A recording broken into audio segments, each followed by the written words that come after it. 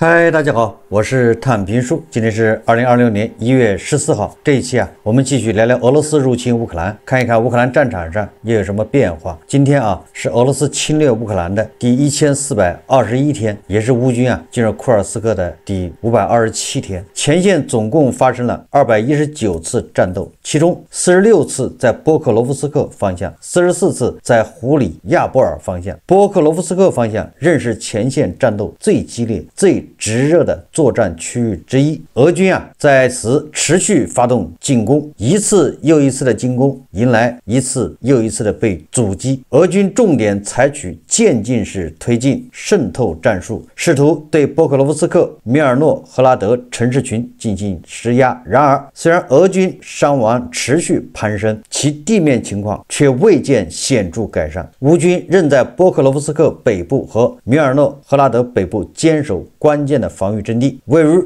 扎波羅熱州的胡里亞波爾仍是南部戰線最激烈、最艱難的作戰區域之一。俄軍自2025年9月起持續強攻，試圖奪取此地。至去年底，俄軍攻勢進入白熱化狀態，戰況以激烈的城市巷戰和陣地戰為特徵。俄軍採用滲透戰術，實施波浪式進攻，就是一小波一小波的俄軍不間斷的衝擊配合俄羅斯空天軍的滑翔炸彈、FPV 無人機以及炮火轟擊，高峰期每日炮擊次數超400次。怎麼說呢？俄軍在前線是加緊了攻勢，時間不等人對迪波朗人來說外交上的壓力也是比較大的。根據這個戰爭研究所的說法他說在戰線這一塊俄羅斯和烏克蘭軍隊均未取得進展，也就是雙方還是在前線交織，誰也沒有往前更進一步那麼在波克羅夫斯克烏克蘭的第7軍團的戰報波克羅夫斯克局勢，我們在北部阻擋了敵人，並為戰士們提供取暖設備。敵人在突擊隊的協助下，加緊了滲透波克羅夫斯克北部鐵路沿線地區的企圖。然而，烏軍正在阻止敵人的行動，特別是25空降旅擊退了20多名俄軍的進攻，摧毀了一個突擊隊。俄軍還試圖在城市西北郊的工業區進行積極行動，敵人的目標是集結兵力，以便進一步向格里西諾耶推進。然而，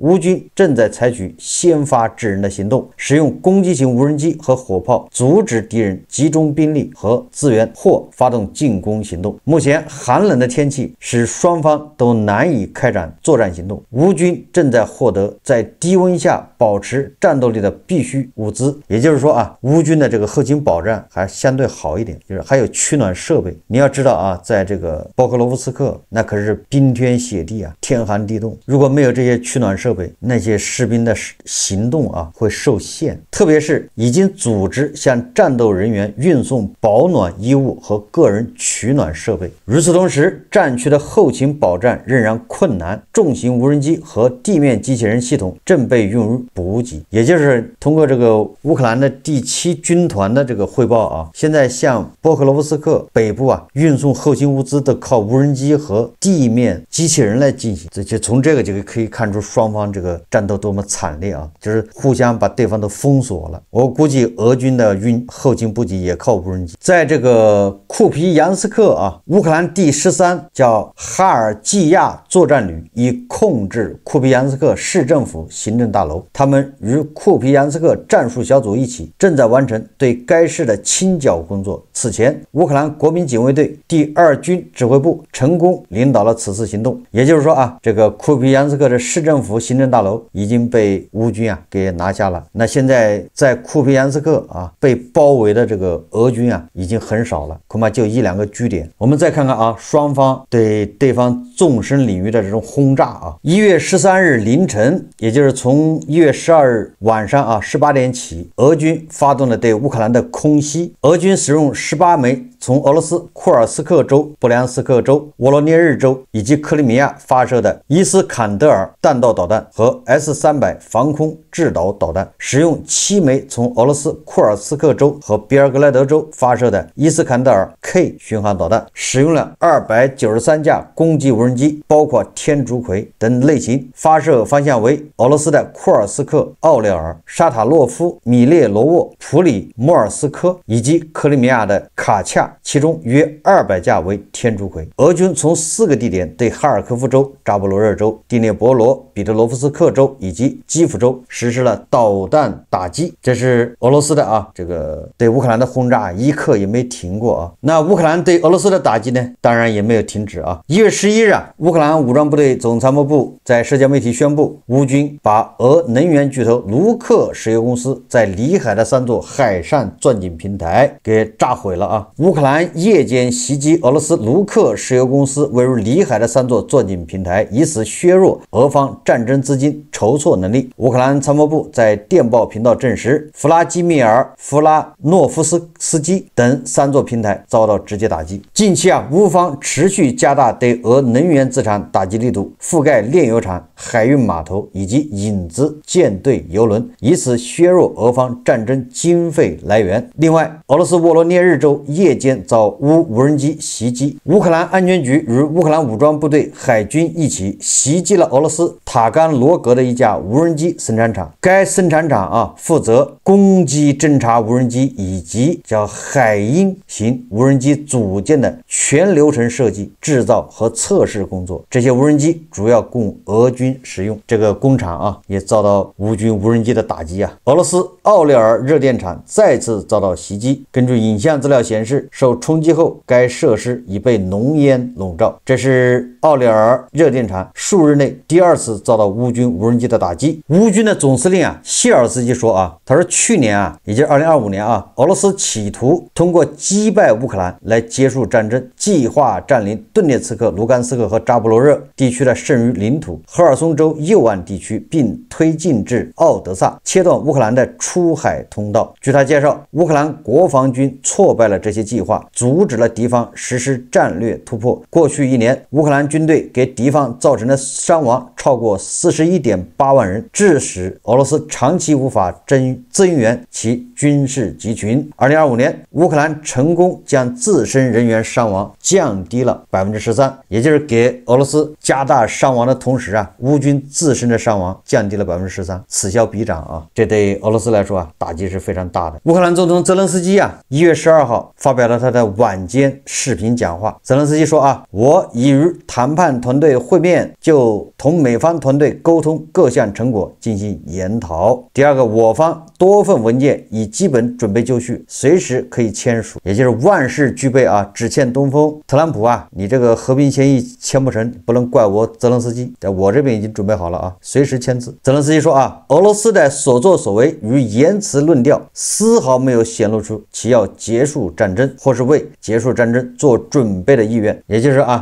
特朗普你這個和平協議沒有辦法推進，那是普京對吧？不是澤連斯基，不是烏克蘭。說實話，普京他也很難同意歐美主導的跟烏克蘭談成的這個停火計劃。所以說俄羅斯侵略烏克蘭這個戰爭，或者是按俄羅斯說法叫特別軍事行動，按照烏克蘭的說法那就是反抗侵略。這個戰爭現在已經1421天了，這個時間長度已經超過了蘇聯的衛國戰爭。普京恐怕沒有想到本來3天內佔領基輔，結果變成了1421天血腥的絞殺，成千上萬的俄軍士兵變成耗材腐爛在戰壕裡。從慘烈程度，從這個各種軍事設施、炮彈對吧，火藥的消耗來說，還有時間長度来說，遠遠超過蘇聯的衛國戰爭。目前就是死亡人数，也就是俄羅斯的死亡人數傷亡人数還沒有達到2戰的記錄。但毫無疑問，我們這個時代最偉大的戰略家地保老人會竭盡全力達到這一指標。俄羅斯目前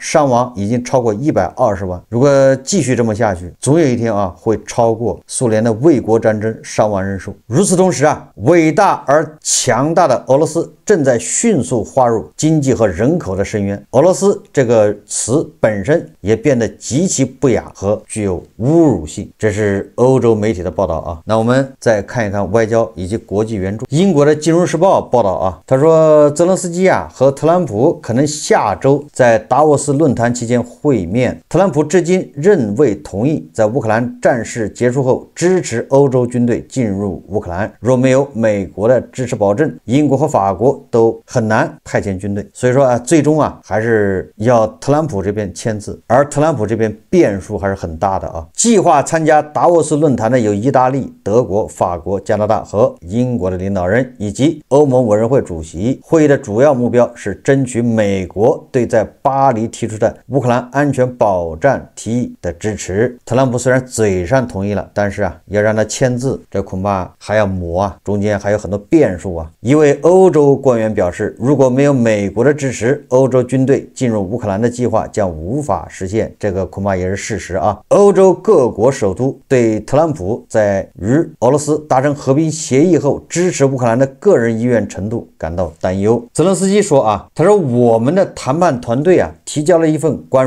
於與美方溝通的詳細報告，我們討論了未來2週的日程安排，包括會議文件準備和可能的簽署事宜。我只是盡快完成並提交美國對烏克蘭安全保障的文件，供最高層審議。這份文件必須具有歷史意義，目前文本已達到這一標準。澤連斯基意思就是烏克蘭這邊已經完成了啊，所有的程序，對吧？文本就是最高拉達審議，這都完成了，就萬事俱備，只欠特朗普这个东风，你特朗普同意簽字就行了。那烏克蘭這邊所有的流程都走完了，等着特朗普，對吧？你在美國國會再推進這個文件啊，就有歷史意義，不像布達佩斯的這個叫什麼備忘錄，也不像明斯克協議。但是我覺得這個中間可能比較曲折。如果說實話啊，烏克蘭如果拿到了美國特朗普的這個安全承諾簽字的，如果通過美國國會了，那麼烏克蘭就等於勝利了，宣告烏克蘭勝利。這個事情意義非常重大啊，所以正因為它意義重大，特朗普啊他不會輕易答應，那中間肯定要各種刁難和耍幺蛾子，臨門一腳，可能還要逼澤連斯基讓澤連斯基啊領土換和平。這個我們可以啊密切關注。北約的秘書長呂特就俄軍對利沃夫地區的襲擊發表評論稱，俄羅斯試圖讓我們停止對烏克蘭的支持，但這不會阻止我們。呂特表示啊，俄羅斯的殘暴侵略戰爭仍在繼續，在巨大壓力下，在嚴寒的冬季，北約所有盟友支持比以往任何時候都更加堅定。烏克蘭的安全就是我們的安全。所以我昨天就說了啊，普京啊向利沃夫發射增速高超音速彈道導彈，這個表面上看是震懾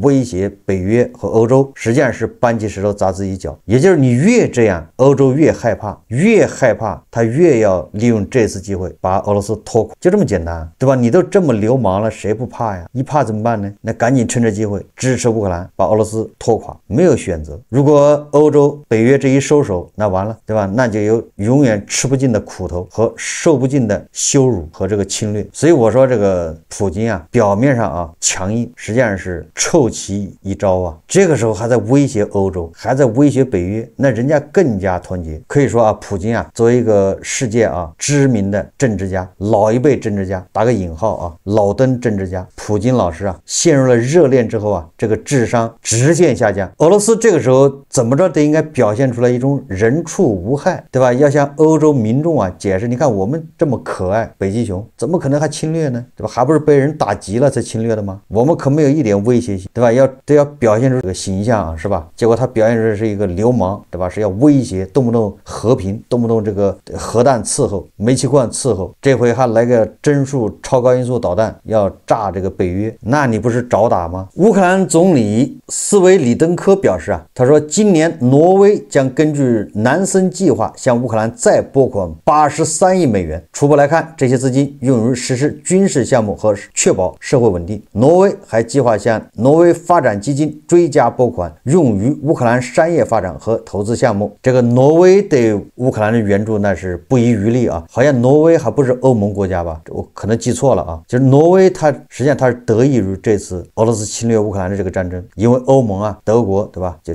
拋棄了俄羅斯的這個石化能源，但是挪威有能源呢，所以挪威的石油天然氣對吧，大量的填補到這個歐洲市場。咱們說通俗一點吧，就是挪威相當於發了這個戰爭財，所以他就不遺餘力的啊支持烏克蘭。我記得是人均按照國家的人口算啊，人均支援烏克蘭最多的好像是挪威和丹麥，因為挪威才多少人口啊？這一下又83億美元。德國的外長約翰瓦德富爾在與盧比奧會晤後對記者表示啊，他說我在與盧比奧的會晤中強調，對於歐洲人，對於德國而言，烏克蘭和平必須持久，重要的不僅是停止敵對行動，這本身當然很有價值，還有可靠性。因此，我們正在歐洲層面討論，首先必須保障烏克蘭的安全，其次必須為烏克蘭找到一條可靠且可持續加入歐盟之路。瓦德富爾在華盛頓訪問，並與美國國務卿盧比奧舉行了雙邊會談。德國人提出了新的要求，對吧？第一個必須要保障烏克蘭的安全，一旦停火第二個必須要一個清晰的路徑，也就是讓烏克蘭加入歐盟，還有時間表，你不能一拖20年，清晰的路徑，清晰的時間表，讓烏克蘭加入歐盟。我們再看看根據媒體統計2022年2月24號以來北約國家加上澳大利亞和新西蘭兩國一共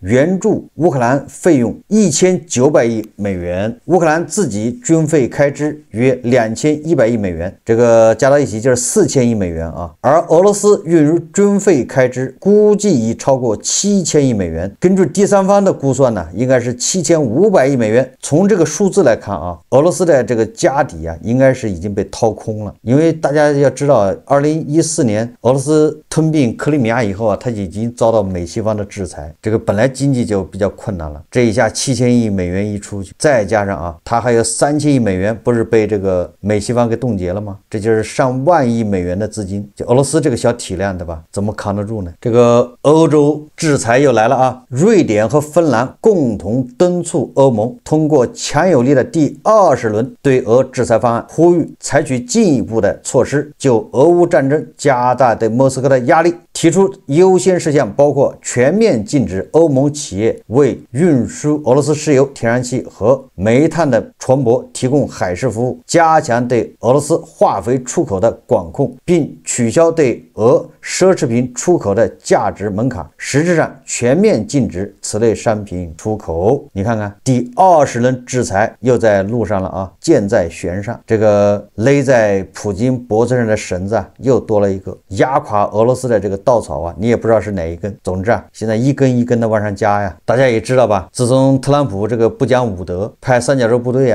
扣押了貝拉1號這個俄羅斯的油輪好像現在已經扣押到第5艘了這下好了，英國、法國紛紛效仿，還有這個瑞典、波羅的海沿岸的這個國家準備也要採取手段扣押俄羅斯的這個影子艦隊，人家都已經找到法律了，英國還專門翻出來一本法律說人家是有法條的，根據這個法律來的。不好意思了，對不住了普京，你說這麼搞下去，俄羅斯影子艦隊一共是500多艘吧，那烏克蘭還對吧，在黑海、在地中海還要炸這些油輪，再配合的吧，炸這個油井、輸油設施、碼頭、儲油罐、煉油廠，再配合上制裁，這俄羅斯的錢袋子不就已經通了一個大洞嗎？可以說越收越緊。我們看這個俄羅斯鐵路公司報告稱，俄羅斯鐵路貨運量創下16年來新低，到2025年年底，俄羅斯鐵路網的貨運量再下降 5.6% 至 11.1 億噸，為2009年以來的最低水平。在運輸壟斷企業統計的15類貨物中，有13類出現下滑，煤炭運輸量下降 2.1%， 木材下降 5.9%， 建築材料下降 10.5%， 糧食下降 12.2%。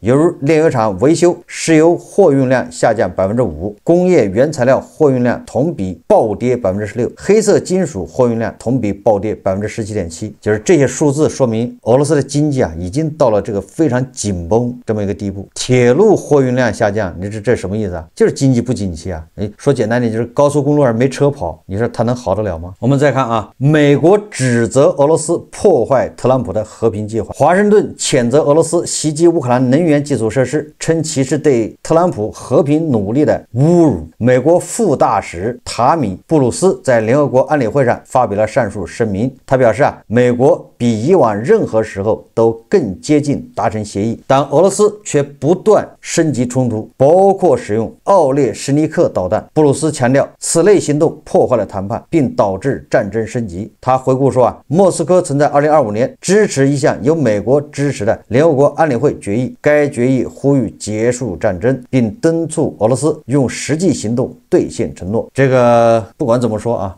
他不一定是直接就代表特朗普的意思，因為這個美國副大使啊，他是歸盧比奧管啊，是美國國務院的，他不是美國白宮啊。但是不管怎麼說，人家已經把這個黑鍋的吧，把这責任扣到了普京頭上，对吧？就是你破壞特朗普的和平努力。所以我說這個普京啊，發射針術導彈是真的搬起石頭砸自己腳啊，引起了特朗普的這個反感，認為他是升級了戰爭。普京可謂是偷雞不成反蝕一把米。最近啊，法國和意大利相繼提出啊，歐盟應該派代表跟俄羅斯接觸。當地時間1月11號，路透社報道啊，歐盟委員會主席馮德萊恩表示啊，俄羅斯必須展現出對和平解決俄烏衝突的興趣。他聲稱，現在俄羅斯必須表明他有興趣實現和平。馮德萊恩的意思就是俄羅斯他沒有誠意。同時啊，歐盟方面表示，目前與俄羅斯總統普京就俄烏衝突展開直接接觸的客觀條件尚未具備。所以我倒是認為啊，歐盟啊，北約啊，本質上啊，還是希望這個仗打下去。畢竟俄羅斯好不容易咬鈎了，怎麼可能讓他這麼輕易的脫身呢？俄羅斯行業專家認為啊，美國扣押俄羅斯影子艦隊油輪將使物流成本更高，可依賴的市場可能會更少，油價可能會下降5%到10%。除了對俄羅斯石油物流的威脅，這將導致俄羅斯向世界市場供應的石油減少，並進一步降低這些供應帶來的收入。之外，還有另一個令人不快的因素，兩個印度是俄羅斯石油的主要買家。特朗普現在切斷了大國從委內瑞拉非法獲取石油的渠道，並向印度施壓，要求其停止從俄羅斯購買石油。現在美國可以合法的向兩個印度供應委內瑞拉石油，這兩個國家可以放心購買，不必擔心受到任何制裁。你看啊，這個我在以前節目分析過啊，特朗普控制委內瑞拉石油，實際上這個對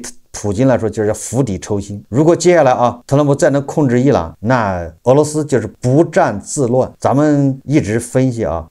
無論是歐盟還是美國，你要求兩個印度啊不要從俄羅斯進口石油，這個怎麼說呢？從情感上是可以理解，但是從實際上你沒有意義啊。如果你不從俄羅斯進口石油，那從哪兒進口石油？好，如果大家都憋住了，都不從俄羅斯进口，那就從沙特，那整個油價是不是就要上漲？美國就要引起通脹。美國現在这跟通脹做鬥爭，實際上啊，歐洲也一樣，對吧？那大家都倒霉。現在好了，對吧？美國搞定了委內瑞拉，那你兩個印度啊，你就從委內瑞拉買油就完了，光明正大。以前還制裁不讓你買，現在可以買了。委內瑞拉現在一天是100萬桶，以後到400萬桶，對吧？這不就補上了嗎？伊朗也是制裁不讓你買，以後把伊朗搞定，你伊朗的油可以隨便買。這樣整個俄羅斯啊，它那石油有沒有不影響世界油價？這個時候，對吧？你才能說要求兩個印度說不要從俄羅斯買油，為什麼呢？因為明明有委內瑞拉和伊朗的油都很便宜，你不買，你非要買俄羅斯的，那你就是誠心搗亂，那就是制裁。什麼意思啊？也就是說，你不讓人家買俄羅斯油，你得給人家選擇啊，你得給人家指條路，你從哪兒買？買誰的油？人家花了錢建了煉油廠，那是要吃油的，你總不能不開工吧？那投資不是白投了嗎？對吧？這個理還是要講的，對吧？你不能叫強盜邏輯，那不行啊。所以我一直認為啊，這個你給兩個印度把這個